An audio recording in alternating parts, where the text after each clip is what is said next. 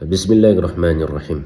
Урматтуу мекендешим, азыр мен сиздерге эки инсан боюнча айтып берем. Биринчиси өлгөн инсан. Бул инсандын артынан маркум же болбосо анын кылган иштери гана айтылынат. Мындайча айтканда баланча иштеген жакшы инсан өткөн.